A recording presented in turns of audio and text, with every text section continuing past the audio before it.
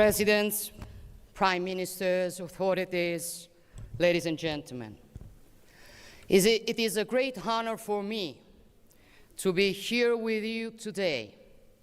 And I would like to express my heartfelt thanks once again to President Yusuf and President Lorenzo, as well as to all of you for this historic opportunity offered to Italy.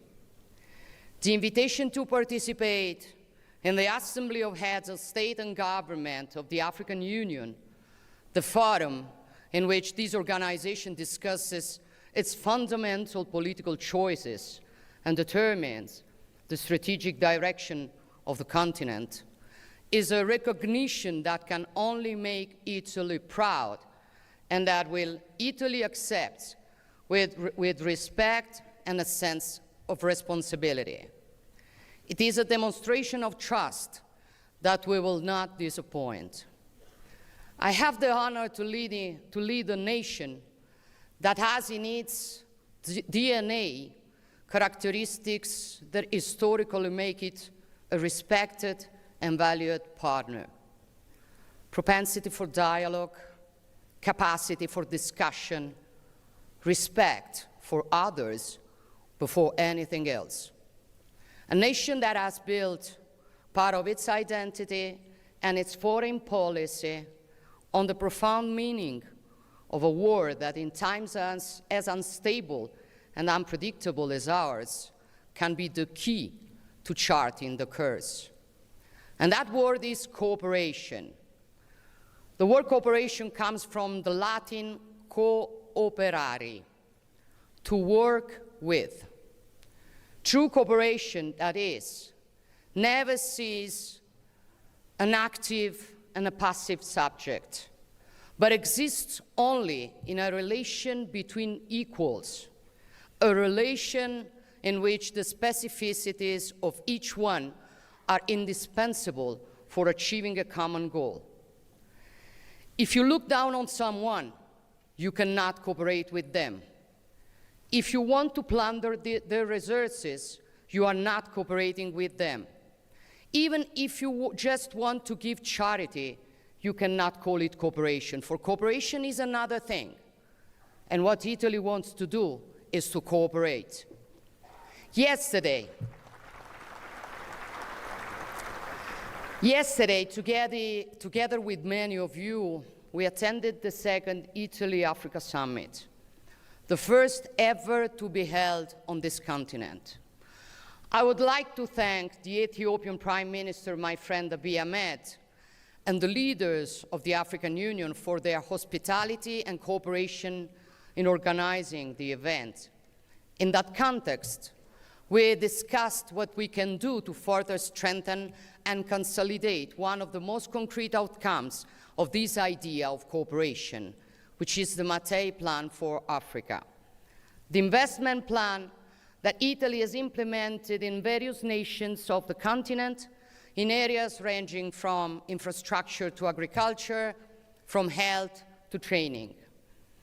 This is a strategy that we have built together because we do not conceive of the Mattei Plan as an Italian plan for Africa, but as Italy's contribution to your agenda, with a particular focus on this year on water-related projects.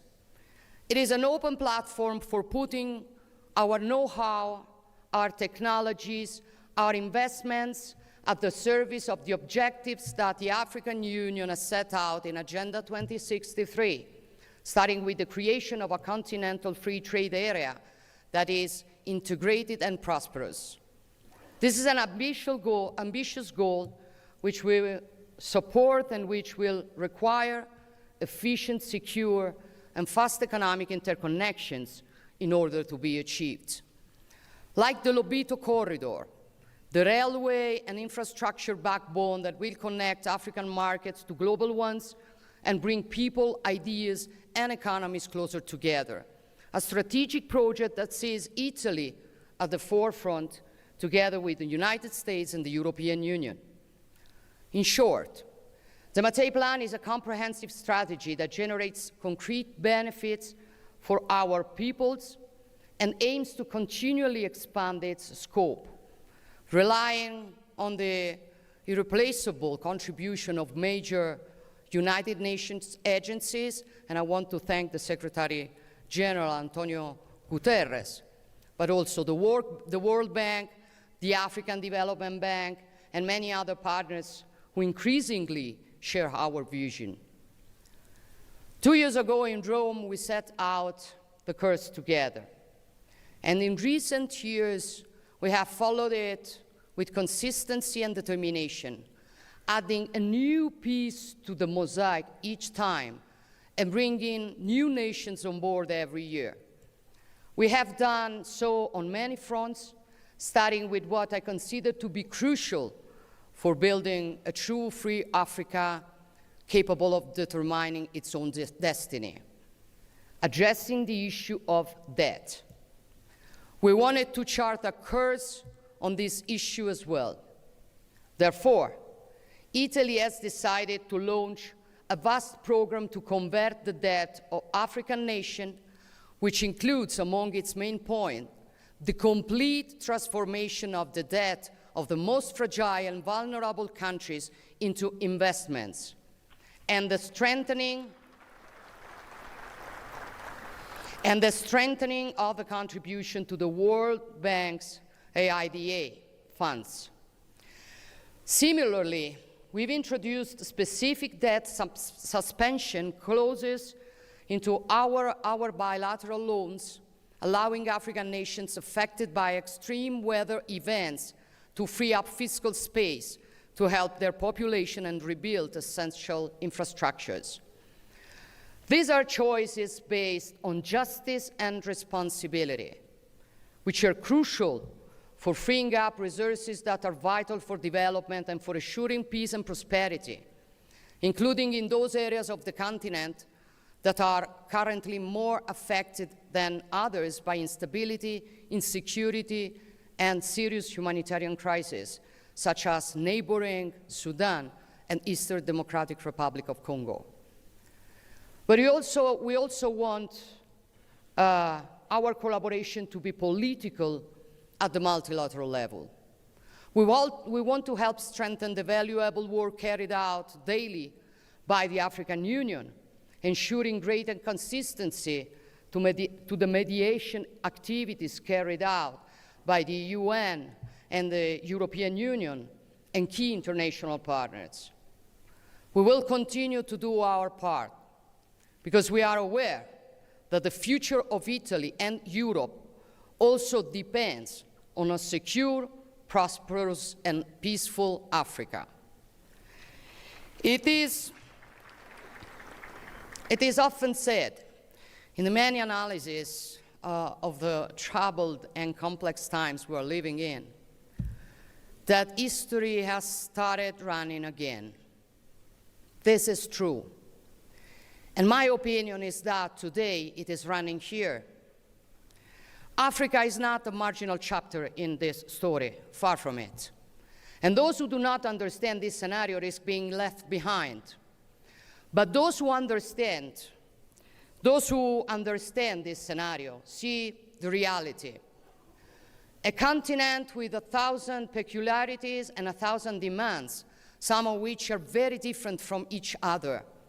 A continent rich in resources, raw materials, and arable land, which can count on a decisive force in the age of knowledge, which is human capital. This is why Italy has focused much of its energy on training projects for young people, including in the field of artificial intelligence. In short, our point of view is that Italy and Europe cannot think about the future without taking Africa into proper consideration, because our future also depends on yours. Aware of this, Italy intends to continue to be a privileged bridge between Europe and Africa, making available the strength of its institutions, its great tradition of dialogue, and the expertise of its companies. We want to do this also to achieve another goal that we all consider momentous, to guarantee the men and women of this continent a freedom that has often been denied them, the freedom to choose to remain in their country, to contribute to its growth without being forced to leave it, often paying unscrupulous traffickers to risk their lives in an attempt to cross the Mediterranean. Those who believe that migration is necessary and indispensable are in fact acting selfishly.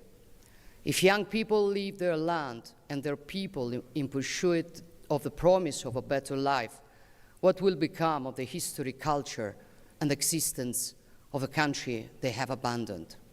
These words are not mine, nor those of a political leader, but of a son who is proud of Africa and who holds Africa's future close to his heart, which is the Guinean Cardinal Robert Sarah. Clearly,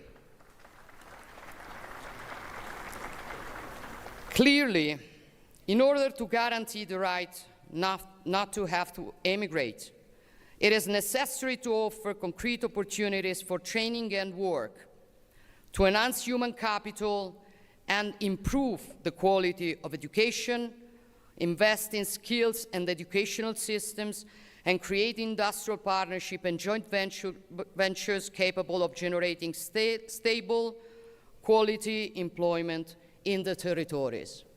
This is our mission, which is being put into practice in the many initiatives that Italy is promoting, including together with the African Union.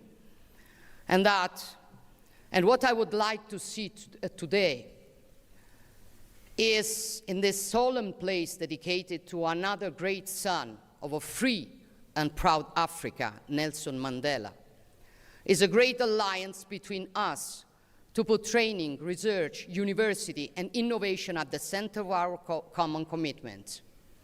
An alliance aimed not at taking away talent, but at multiplying it and building a model of development that respects people and values different identities. Presidents, prime ministers, dear friends, Pliny the Elder, one of the most famous historians of ancient Rome, said that something new always arises from Africa. So my wish for each of us is that something new may truly arise from today's meeting, something that no one expects or that many considered impossible.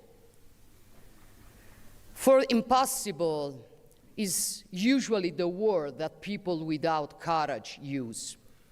Something capable of astonishing the world and suddenly making everything we have seen so far seem trivial.